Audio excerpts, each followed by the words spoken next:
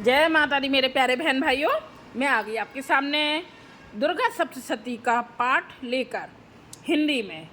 मैं आप सबको सुना रही हूँ एक एक अध्याय करके। सारे दो अध्याय डल चुके हैं, तीसरा अध्याय अब आप सुनिए और माँ की कृपा पाइए। तीसरे अध्याय में मैं बता दूं आपको कि क्या है, क्या पढ़ना है, क्या सुनना है हमको। सेनापतियों सहित महिषासुर का वध, ये तीसरे अध्याय में आएगा। चलें तीसरे अध्याय की ओर।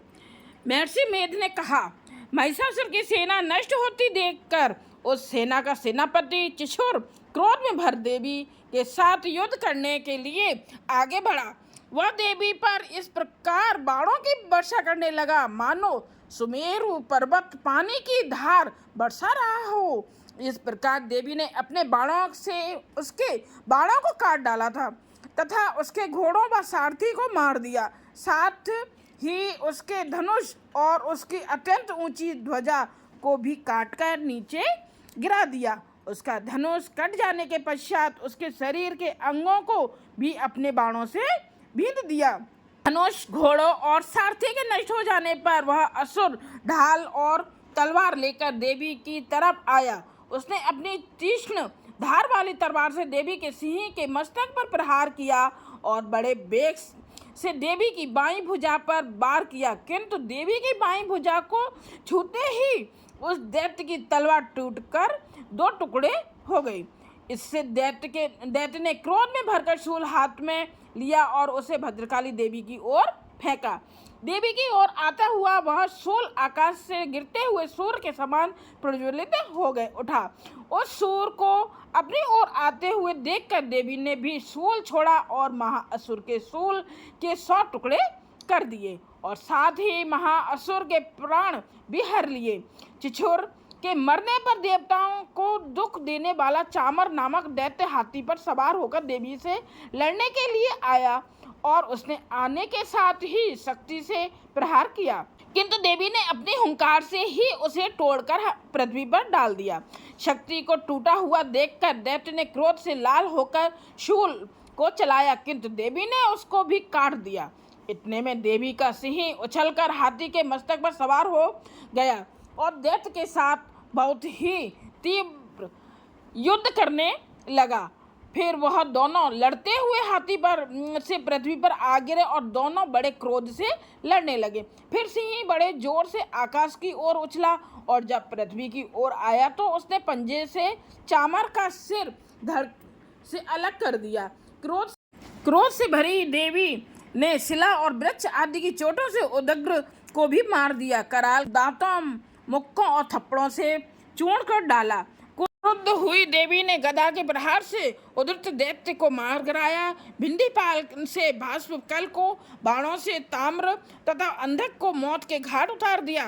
तीनों नेत्रों वाली परमेश्वरी ने त्रिशूल से उग्रास से उग्रवीर और महाहनु नामक राक्षसों को मार गिराया। उसने अपनी तलवार से बिडाल नामक दैत्य का सिर काट डाला तथा अपने बाणों से दुर्धर और दुर्मुख राक्षसों को यमलोक को पहुंचा दिया। इस प्रकार जब महिषासुर ने देखा कि देवी ने मेरी सेना को नष्ट कर दिया है तो वह भैंसे का रूप धारण कर देवी के गणों को दुख देने लगा।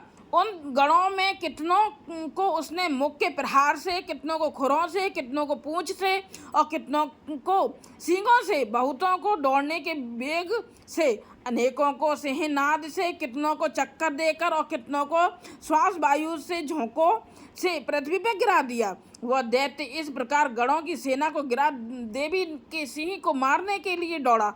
इस पर देवी को बड़ा गुस्सा आया। उधर दैत्य भी क्रोध में भरकर धरती को खुरों से खोदने लगा तथा सिंहों से पर्वतों को उखाड़ उखाड़ कर धरती पर फेंकने लगा और मुख से शब्द करने लगा। महिषासुर के वेग से चक्कर देने के कारण पृथ्वी क्षुब्ध होकर फटने लगी। उसकी पूंछ से टकराकर समुद्र चारों ओर फैलने लगा। हिलते हुए सींगों के आघात से मेघ खंड खंड हो गए और श्वास से आकाश में उड़ते हुए पर्वत फटने लगे। जो कि हाथ में तलवार लिए हुए था, देवी ने तुरंत ही अपने बाणों के साथ उस पुरुष को उसकी तलवार ढाल सहित बींध डाला। इसके पश्चात वह हाथी के रूप में दिखाई देने लगा और अपनी लंबी सूंड से देवी की सींग को खींचने लगा और गर्जने लगा। देवी ने अपनी तलवार से उसकी सूंड काट डाली। तब राक्षस ने एक बार फिर भैंसे का रूप धारण कर लिया और पहले की तरह चर अचर जीवों सहित समस्त त्रिलोकी को व्याकुल करने लगा। इसके पश्चात क्रोध में भरी हुई देवी बारंबार उत्तम मधु का पान करने लगी और लाल लाल नेत्र करके हंसने लगी। उधर बलबीर तथा मद से क्रुद्ध हुआ दैत्य भी गरजने लगा, अपने सींगों से देवी पर पर्वतों को फेंकने लगा। देवी अपने बाणों से उसके फेंके हुए पर्वतों को चूर्ण करती हुई बोली, ओ मूढ़, जब तक मैं मधुपान कर रही हूँ तब तू गरज ले, और इसके पश्चात मेरे हाथों तेरी मृत्यु हो जाने पर देवता गरजेंगे। महर्षि मेधा ने कहा।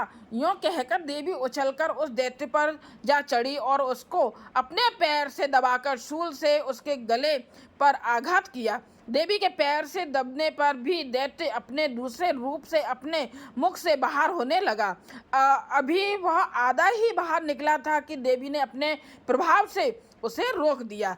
जब वह आधा निकला हुआ ही दैत्य युद्ध करने लगा तो देवी ने अपनी तलवार से उसका सिर काट दिया। इसके पश्चात सारी राक्षस सेना हाहाकार करती हुई वहां से भाग खड़ी हुई और सब देवता अत्यंत प्रसन्न हुए तथा ऋषियों महर्षियों सहित देवी की स्तुति करने लगे। गंधर्वराज गान करने तथा अप्सराएं नृत्य करने लगी। बोलो जय माता दी। ये रहा हमारा तीसरा अध्याय। देवी माँ आप सबको कृपा करें, आपके घर में सुख शांति और समृद्धि दें। जय माता दी।